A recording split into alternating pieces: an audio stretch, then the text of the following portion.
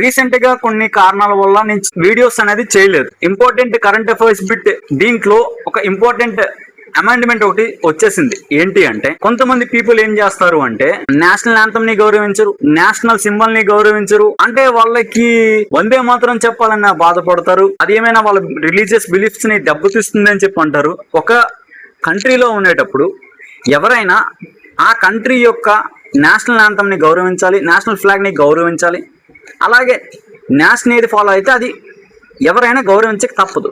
కానీ కొన్ని sect of people ఏం చేస్తారు అంటే ఎట్టి పరిస్థితుల్లోని యాంటీ నేషనల్ ఎలిమెంట్స్ గానే ఆలోచిస్తారనమాట. మేము ఎట్టి పరిస్థితుల్లోని నేషన్ కి మేము సపోర్ట్ చేయము. అలాగే రీసెంట్ గా ఏం చేసింది, వందే మాత్రాన్ని కంపల్సరీ చేస్తూ దీనికోసం ఇంపార్టెంట్ పాయింట్ అండి, కరెంట్ అఫైర్స్ లో దృష్ట్యా గుర్తుపెట్టుకోవాల్సింది ఏంటి అంటే prevention of insults to national honours amendment act 2026. ఇది ఎక్కడ ఫస్ట్ ఇంట్రడ్యూస్ చేశారు అంటే ఫస్ట్ రాజ్యసభలో ఇంట్రడ్యూస్ చేశారండి. ఏ డేట్ అంటే 24th July 2026 అండి. ఆమోదం పొందింది 29th July 2026 లో అయింది.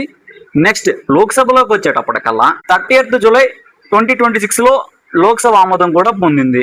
ఇది నెక్స్ట్ ప్రెసిడెన్షియల్ సైన్ గురించి వెళ్తుంది. అది కానీ వచ్చింది అంటే గెజెట్ రిలీజ్ అవుతుంది. అలా టైంలో వందే మాత్రాన్ని ఇన్సల్ట్ చేయకూడదు, అది గౌరవించాల్సిన బాధ్యత ప్రతి ఒక్క భారతీయ పౌరుడి మీద ఉంది.